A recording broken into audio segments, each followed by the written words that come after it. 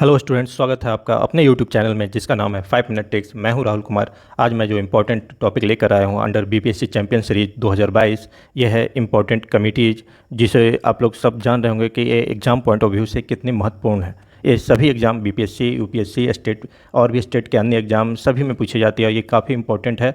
आपके एग्ज़ाम में आपको अच्छे स्कोर दिलाने में अहम भूमिका निभाएगी। चलिए देर न करते हुए वीडियो को शुरू करते हैं। हमेशा की तरह आदि योगी महाशिव का नमन करते हुए चलिए हम देखते हैं। इसमें काफ़ी अच्छे और इम्पोर्टेंट क्वेश्चन हम डील करेंगे। ये देखिए आपको स्लाइड पर दिख रही होगी 10 तक क्वेश्चन। ऐसे करते करते हम टोटल 23 तक जाएंगे और सभी के ट्रिक से, इजी ट्रिक से हम इसको आसान से आसान तरीके से याद करने की कोशिश करते हैं। तो देखिए पहला क्वेश्चन जो हमारे सामने है, नरसिम्हन कमेटी, ये है बैंकिंग से और ये काफ़ी फेमस है और इम्पोर्टेंट भी है, सभी जानते हैं। तो ये दो तरह की थी, एक 1 आई थी और नरसिम्हन 2 आई थी। 1 आई थी 1991 में, जब एलपीजी मतलब लिबरलाइजेशन, ग्लोबलाइजेशन और प्राइवेटाइजेशन शुरू हुआ था इंडिया में, और 2 आई थी 1998 में। तो नरसिम्हन कमेटी की ट्रिक बनानी जरूरी नहीं थी कि सभी लोग जानते हैं, बैंकिंग से ही रिलेटेड है ये। नेक्स्ट है हमारा गुरुपद स्वामी कमेटी। ये डील करता है चाइल्ड लेबर से, 1979 में आए थे। तो इसको कैसे याद करते हैं? गुरु और चेला दोनों का एक तरह से जोड़ा होता है। तो गुरु से गुरुपद स्वामी, चेला से ही हम चाइल्ड लेबर को कंक्लूड कर पाएंगे, इसे याद रख पाएंगे। नेक्स्ट देखते हैं सरकारिया कमीशन। आपने कई एग्जाम्स में देखो, एसएससी सीजीएल कई बार बीपीएससी में पूछी जा चुकी है। ये सेंटर स्टेट रिलेशन के लिए कमेटी बनाई गई थी। यही तर्ज पे इसी सब्जेक्ट पर एमएम पुंची कमीशन भी आई थी, लेकिन ज़्यादातर ये पूछी जाती है, तो इसको याद करते हैं। राज्य और केंद्र सरकार होते हैं, दोनों में सरकार ही सब चलाते हैं। फिल्म में भी देखिए सरकार था जो पब्लिक के प्रिय थे और ये एक तरह से अपना ही सरकार बना के एक तरह का पब्लिक को हैंडल करते थे। उसी तरह मतलब राज्य और केंद्र सरकार, तो सरकारिया कमीशन सेंटर और स्टेट के रिलेशन को बताती है, उससे रिलेटेड है। काका केलकर कमीशन, ये काफ़ी इंपॉर्टेंट है आपको।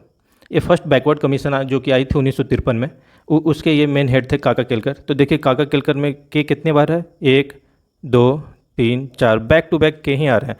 के बैक टू बैक, बैक से ही हम बैकवर्ड कमीशन को याद रख पाएंगे। चलिए नेक्स्ट देखते हैं फजल अली कमीशन, स्टेट रीऑर्गेनाइजेशन में। इसी के आधार पे, यही कमीशन की रिपोर्ट के आधार पे 14 स्टेट्स का गठन हुआ था 1956 में। यही मेन सबसे एक तरह से कंक्लूसिव कमेटी थी जिसके आधार पे रीऑर्गेनाइजेशन हुई। उसके पहले आई थी धार, जेवीपी, फिर फजल। ये तीनों आपका क्रोनोलॉजी में है, सीक्वेंस में है, तो इसको याद करते हैं। डीजे फजल ने ऑर्गेनाइज किया, कोई पार्टी को ऑर्गेनाइज किया है डीजे फजल ने। डी से ही हम धार कमेटी को याद कर पाएंगे। जे से जेवीपी, एक्चुअल में ये शॉर्ट फॉर्म है जेवीपी। ये पंडित जवाहरलाल नेहरू जी हैं, ये वल्लभ भाई पटेल हैं, ये पिता भी सीतारमैया हैं। अब फजल तो है ही अपना, फजल अली कमेटी। इसमें भी 3 व्यक्ति थे, तीनों का नाम मैं आगे बता दूंगा।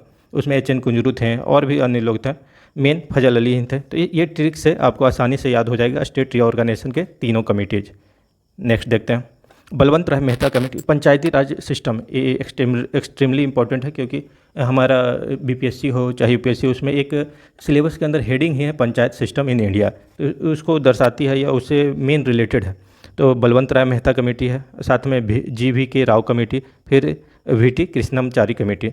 तो ये सीक्वेंस एक्चुअल में उल्टी है, सबसे पहले ये आई, फिर ये 1957 में आई थी बलवंत राय कमेटी।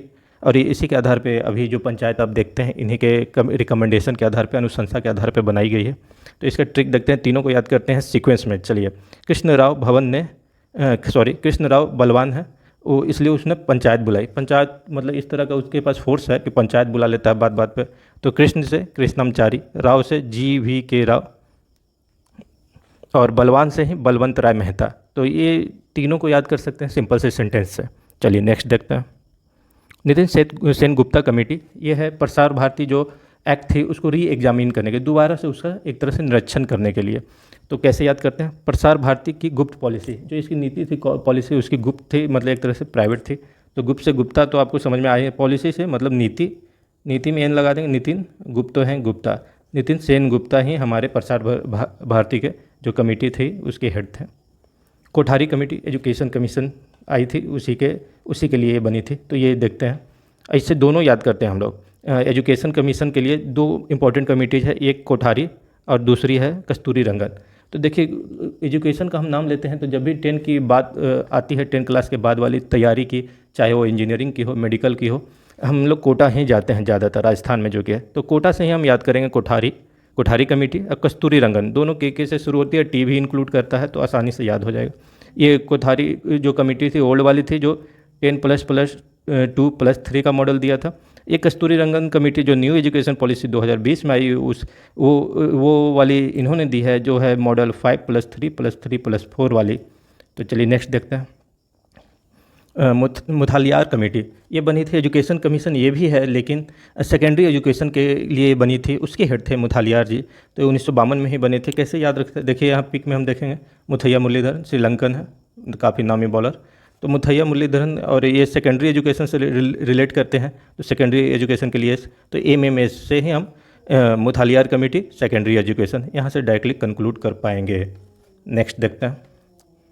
स्वर्ण सिंह कमेटी, बहुत ही फेमस और बहुत ही पुराना और काफ़ी लोकप्रिय, फंडामेंटल ड्यूटीज़ के लिए है। 1976 में ये रिपोर्ट देती थी, जिसके अनुसार 46 कॉन्स्टिट्यूशनल अमेंडमेंट एक्ट हुआ, जिसमें हमारा 51A आर्टिकल को इंक्लूड किया गया और हमारा फंडामेंटल ड्यूटीज़ कॉन्स्टिट्यूशन में आया। तो स्वर्ण अपने ड्यूटी पूरी करने की, स्वर्ण मतलब प्रतिज्ञा या शपथ लेना, अपनी ड्यूटी यानी फ़र्ज, यहाँ पे बात हो रही है फंडामेंटल ड्यूटीज़ की। तो फंडामेंटल ड्यूटीज़ को स्वर्ण मतलब कि स्वेर जो हुआ, मतलब कि हम प्रतिज्ञा लेते हैं, उसी से भेंटू हुआ स्वर्ण। तो हम प्रतिज्ञा लेते हैं, फंडामेंटल ड्यूटीज़ को पूरा करेंगे। नेक्स्ट देखते हैं। दिनेश शर्मा कमेटी, ये है वर्चुअल करेंसी का, ये हॉट टॉपिक है, इसको याद ही करें। अभी क्रिप्टो करेंसी, उसमें काफ़ी चीज़ें हैं, एथेरियम वगैरह, वो सबको डिसेंट्रलैंड वगैरह, तो इस सबको सभी को पढ़ते हैं। काफ़ी देशों ने इसे लीगलाइज किया, हालांकि इंडिया ने नहीं किया, फिर भी इसको कहीं ना कहीं इसे चलाया ही जा रहा है। तो दिनेश शर्मिला है, दिखाई नहीं देता जल्दी, एक तरह का इंट्रोवर्ट मान लीजिए, जो अपने में ही रहता है, ज़्यादा लोगों से घुलता मिलता नहीं है। तो दिनेश शर्मिला से दिनेश शर्मा तो आपको डायरेक्ट दिखाई दे रहा है, दिखाई नहीं देता मतलब फिजिकल नहीं, वर्चुअल है, ज़्यादा इधर उधर नहीं जाता। वर्चुअल से ही वर्चुअल करेंसी, वर्चुअल मतलब जो दिखे ना फिजिकली फॉर्म में, बस वो है। वर्मा कमेटी नेक्स्ट है, ये भी आप जानते होंगे। Legal implementation of fundamental duties 1999 में आई थी, और ये मतलब फंडामेंटल ड्यूटीज़ को लीगलाइज करने, मतलब वो यदि आदमी नहीं करता, उसका वायलेशन करे, तो वो भी एक तरह से ऑफेंस करार दिया जाए लॉ के दृष्टि में, तो उसी के लिए बनाए गए थे। यही हमारे जस्टिस वर्मा।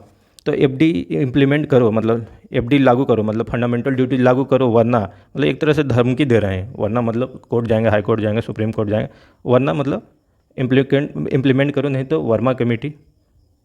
वर्मा कमेटी ने ही इस तरह की बात बोली थी।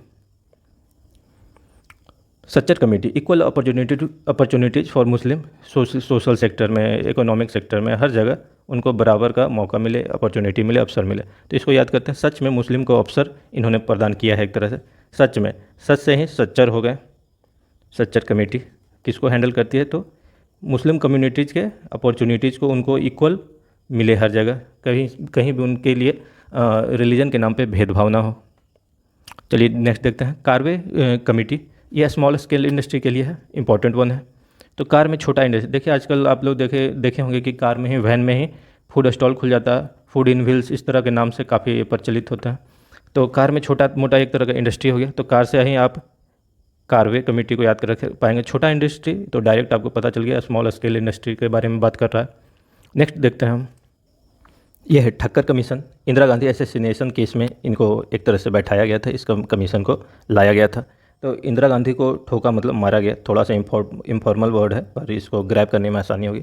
ठोका गया, ठोका से ही ठक्कर कमीशन को आप याद रख पाएंगे बिल्कुल ही आसानी से। नेक्स्ट देखते हैं। Wanchoo committee, tax inquiry, tax कोई किसी तरह का इवेजन हो रहा है, मतलब टैक्स की चोरी हो रही है, तो इसमें इंक्वायरी बैठाने के लिए वांचू कमीशन आई थी। टैक्स इवेजन, टैक्स से मतलब एक तरह से बचना, टैक्स से लोग उड़न छू हो जाते हैं, मतलब टैक्स नहीं भरते हैं, गायब हो जाता है। उड़न छू से ही आप वांचू याद कर सकते हैं डायरेक्टली, काफ़ी आसानी से। नेक्स्ट है भानु प्रताप कमेटी, ये एग्रीकल्चर से, इंडियन एग्रीकल्चर सिस्टम से रिलेटेड है। तो देखिए आपने सूर्यवंशम काफ़ी बार देखे होंगे, तो किस तरह से अपने ही बहू से ये खेतों में पानी लाने के लिए बात करते हैं, उनसे एक तरह से उनका फैसला जानना चाहते थे कब आएगी। तो ठाकुर भानु प्रताप का नाम आते हैं, खेतों में पानी मतलब एग्रीकल्चर, किसानों के लिए, आसानी से आप याद रख पाएंगे। नेक्स्ट है स्वामीनाथन कमेटी, पॉपुलेशन पॉलिसी। इसको थोड़ा सा ध्यान से याद करना है, क्योंकि स्वामीनाथन मतलब हम लोग, ये स्वामीनाथन जो हमारे ग्रीन रिवॉल्यूशन के एक तरह से फादर थे, उनको रिलेट करके एग्रीकल्चर में नहीं मार्क करना है, बल्कि ये पॉपुलेशन पॉलिसी इन्होंने दिया था जनसंख्या के लिए। तो जन के स्वामी हैं स्वामीनाथन, मतलब स्वामीनाथन एक तरह भगवान ही बोला जाएगा, नाथ मतलब मालिक, स्वामी मतलब भी मालिक, जन के स्वामी या मालिक, जन मतलब जनसंख्या को यहाँ बोला जा रहा है, स्वामी फॉर स्वामीनाथन। नेक्स्ट देखते हैं Vijay Kelkar committee, again famous one. ये काफ़ी हॉट टॉपिक है, हॉट क्वेश्चन है, हर जगह पूछी जाती है। विजय केलकर कमेटी ये संबंधित है, आपकी रिलेटेड है, डायरेक्ट और इनडायरेक्ट टैक्स है। तो इसको याद कैसे करते हैं? वैट, वैट तो आपको याद ही होगा कि जीएसटी के पहले यही हर जगह मौजूद था, वैल्यू एडेड टैक्स। तो इसी से इसकी फुल फॉर्म को थोड़ा मॉडिफाई करता है, विजय एडेड टैक्स। विजय ने ऐड किया टैक्स, ये तो क्लियरली बोल ही रहा है। विजय मतलब विजय केलकर जी ने। कभी कभी आपको विजय नहीं मिलेगा, सिर्फ केलकर कमेटी आएगी, तब भी आपको इसी यही मार्क करना है। विजय एडेड टैक्स मतलब विजय केलकर कमेटी ने टैक्स को जोड़ा। तो इनडायरेक्ट या डायरेक्ट टैक्स की बात आए तो विजय एडेड टैक्स, विजय केलकर को आपको याद कर लेना है। रंगराजन कमेटी, ये पॉवर्टी मेजरमेंट मेथड के लिए जाने जाते हैं, इन्होंने 2012 में दिया। इसकी ट्रिक मैं आगे नीचे बताता हूँ, सबको कंपाइल्ड करके एक बार में सभी पॉवर्टी एस्टिमेशन को।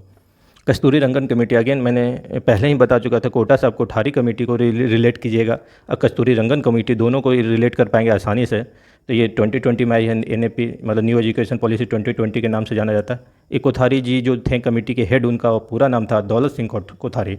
ये भी आप दिमाग में रख सकते हैं।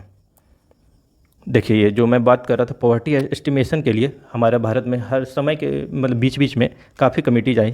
मेनली जो रिमार्केबल कमेटी है, जो जिनकी रिकमेंडेशन काफ़ी अच्छी है, वो हमारे पास 4 है। तो चारों को याद करते हैं सिंपल सी ट्रिक से। चलिए देखते हैं।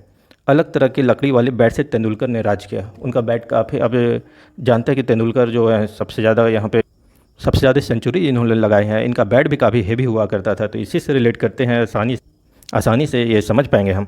अलग से ही हम वाई के अलग कमेटी जो थी उसको हम याद कर पाएंगे।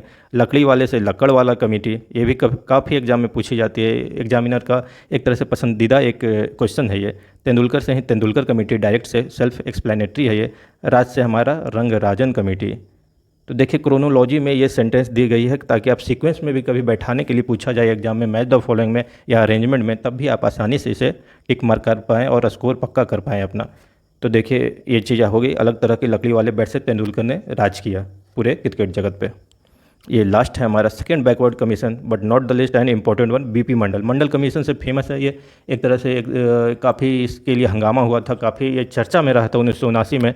तो इसको कैसे याद करेंगे, इसको मैं बताऊंगा स्थिर से, लेकिन इसमें आप सिंपल इसको याद कर लीजिए। मंडल कमीशन फेमस है बैकवर्ड कमीशन का। फर्स्ट तो आपको याद ही था, फर्स्ट कमीशन आई थी काका केलकर जिनके हेड थे, और सेकंड ये वाली है मंडल कमीशन। दोनों वही है, ओबीसी के लिए मतलब अदर बैकवर्ड क्लासेस के लिए आई थी। इन्होंने 27% रिजर्वेशन जो ओबीसी के लिए दिया है वो अभी तक जारी है। तो चलिए, ये पूरी वीडियो काफ़ी आपको हेल्प करेगी एग्जाम पॉइंट ऑफ व्यू से, और आशा करता हूँ ये आपको पसंद भी आई होगी। Thanks for watching.